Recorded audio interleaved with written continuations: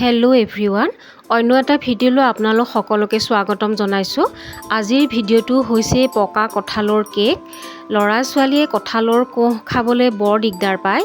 এনেকৈ কঁঠালৰ কেক বনাই দিলে খাই ভাল পায় আৰু বহুতো টেষ্টি হয় এই কঁঠালৰ কেকটো, আৰু বনাবলৈ একেবাৰে সহজ। ব'লক আজি ভিডিঅ'টো আৰম্ভ কৰোঁ। এই কঁঠালটো কাটিবৰ কাৰণে হাতত অকণমান তেল সানি লৈছোঁ আৰু চুৰিখনতো অকণমান তেল সানি লৈছোঁ। এতিয়া মই কঁঠালটো ফালি লৈছোঁ আৰু এয়া কোঁহবিলাক উলিয়াই এখন প্লেটত থৈ দিলোঁ। বেলেগ এটা বাউলত এয়া 20 ফুটামান মই কঁঠালৰ কোঁহ লৈছোঁ আৰু ইয়াৰে গুটিখিনি মই গুচাই ল'ম। তাৰপিছতে এয়া মিক্সিৰ জাৰত দি পেলাই এয়া স্মুথ পেষ্ট এটা বনাই ল'ম। এয়া কঁঠালৰ পেষ্ট ৰেডি হৈ গ'ল। এতিয়া বাউল এটা লৈ লৈছোঁ আৰু চালনী এখন লৈ লৈছোঁ। প্ৰথমতে মই শুকান ইনগ্ৰিডিয়েণ্টছখিনি চালি ল'ম আৰু ইয়াতে মই 1 কাপ আটা দি দিলোঁ আৰু 1 কাপ ময়দা দি দিছোঁ আৰু 1 কাপ চেনি, এয়া পিচি লোৱা চেনি হয়। গোটেইখিনি মই ইনগ্ৰিডিয়েণ্টছ প্ৰথমতে চালি ল'ম আৰু চালি ল'লে ভাল হয়, এয়াৰ ফৰ্ম হৈ পেলাই আমাৰ কেকটো ফুলাত সহায় হয়। সেইকাৰণে এয়া বস্তুখিনি চালি ল'লে বেছি ভাল হয়। আৰু এবাৰ মই ভালদৰে মিলাই মিক্স কৰি লৈছোঁ। শুকান ইনগ্ৰিডিয়েণ্টছখিনি ৰেডি হোৱাৰ পিছত এতিয়া মই কেক টিনটো ৰেডি কৰি ল'ম। আৰু এই কেক টিনটো মই আজি বাটাৰ পেপাৰ বা কোনো পেপাৰ ইউজ নকৰোঁ। ইয়াতে মই অকণমান তেল সানি লৈছোঁ আৰু অকণমান আটা দি পেলাই কেক টিনটোত চাৰিওফালে মিলাই ল'ম।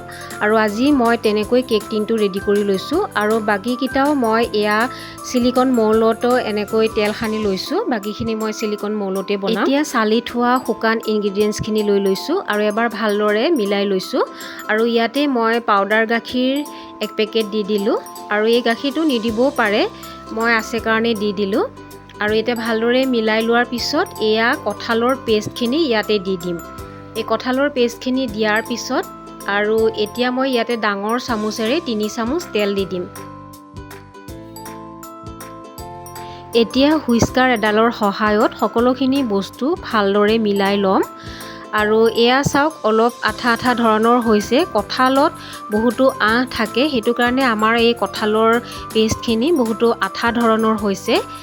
মিলাই লোৱা হোৱাৰ পিছত এতিয়া মই পানী অলপ অলপকৈ দি পেলাই কেকৰ বেটাৰটো বনাই ল'ম। এবাৰতে বহুত বেছি পানী দি দিব নালাগে, নহ'লে এয়া কেকৰ বেটাৰটো পনীয়া হৈ যাব। আৰু এয়া কঁঠালৰ কেকৰ বেটাৰটো অলপ আঠা আঠা ধৰণৰ আৰু অকণমান ডাঠ ধৰণৰ হয়। আৰু এতিয়া মই ইয়াতে বেকিং পাউডাৰ 1 চামুচ দি দিছোঁ আৰু বেকিং ছ'ডা আধা চামুচ দি দিছোঁ। এতিয়া অলপ পানী দি পেলাই বেকিং পাউডাৰ আৰু বেকিং ছ'ডাখিনি এক্টিভেট কৰি ল'ম আৰু ভালদৰে মিক্স কৰি এয়া কেকৰ বেটাৰটো বনাই ল'ম। আৰু এই বেটাৰটো বনাওঁতে আপোনালোকে গাখীৰো ব্যৱহাৰ কৰিব পাৰে, কিন্তু মই আজি ইয়াতে পানী দি পেলাই এই কেকৰ বেটাৰটো বনাইছোঁ। আৰু এয়া চাওক, কনচিষ্টেঞ্চিটো একেবাৰে আঠা আঠা ধৰণৰ হৈছে। আৰু এয়া মই কেক টিনটোত এয়া দি দিছোঁ। আজিৰ এই কঁঠালৰ কেকটো মই কেৰাহীতে বনাম, চ' তাৰ কাৰণে মই কেৰাহীটো প্ৰিহিট কৰিবলৈ দিছোঁ। আৰু এয়া চাওক, বেটাৰখিনি দিয়াৰ পিছত ওপৰত খুব ধুনীয়াকৈ এনেকৈ মিলাই ল'ব লাগিব আৰু অকণমান থপথপাই দিম যাতে ইয়াৰ বাবলছখিনিও ওলাই যায়। আৰু বাকীখিনি থকাখিনিও মই এয়া চিলিকন মৌলত দি লৈছোঁ। আৰু এয়া চিলিকন মৌলৰ কেককেইটাও মই কেৰাহীতে বনাম। এয়া কেৰাহী গৰম হৈ গ'ল। এতিয়া এয়া কেক টিনটো বহাই দিছোঁ আৰু এই কেকটো হ'বৰ কাৰণে আমাৰ সময় 50 মিনিটমান সময় লাগিব। এতিয়া ঢাকনি মাৰি দি দিলোঁ। 20 মিনিটৰ পিছত কেকটো চাইছোঁ, ধুনীয়াকৈ ফুলি উঠিছে। এতিয়া কেকটোৰ ওপৰত চেৰি দি পেলাই সজাই ল'ম আৰু লগে লগে ঢাকনিখন মাৰি কেকটো হ'বলৈ দিম। কেকটো ধুনীয়া লাগিছে এয়া চেৰি দি সজাই দিয়াত। আৰু এয়া বাকীকেইটাও মই চিলিকন মৌলৰকেইটাও কেৰাহীতে বনাইছোঁ। এয়া চাওক, খুব ধুনীয়াকৈ ফুলি উঠিছে আৰু অকণমান সময় লাগিব হ'বলৈ। এয়া 50 মিনিটৰ পিছত কেকটো চাইছোঁ আৰু এতিয়া মই টুথপিক এডাল সোমাই চাম। এয়া চাওক, টুথপিকডাল ধুনীয়াকৈ ক্লিন হৈ ওলাই আহিছে আৰু আমাৰ কেকটো ৰেডি হৈ গ'ল। আৰু এতিয়া মই নমাই থৈ ঠাণ্ডা হ'বলৈ দিম, তাৰপিছতে মই ডিম'ল্ড কৰি ল'ম। এতিয়া কেকটো ঠাণ্ডা হোৱাৰ পিছত এয়া চুৰি এখনেৰে মই ছাইডটো এৰুৱাই লৈছোঁ আৰু প্লেট এখনত কেকটো উলিয়াই ল'ম। আৰু এয়া চাওক, মই কোনো বাটাৰ পেপাৰ ব্যৱহাৰ কৰা নাছিলোঁ। কেকটো খুব ধুনীয়াকৈ ওলাই আহিছে। এয়া চাওক খুব ধুনীয়া হৈছে, খুব ধুনীয়াকৈ ফুলিছে কেকটো আৰু সফ্ট আৰু স্পঞ্জি হৈছে, দেখিবলৈও খুব ধুনীয়া হৈছে। আৰু বাকীকেইটা সিলিকনৰ মৌলৰ কেককেইটাও মই প্লেট এখনত উলিয়াই লৈছোঁ। এই কেককেইটাও খুব ধুনীয়াকৈ ফুলিছে।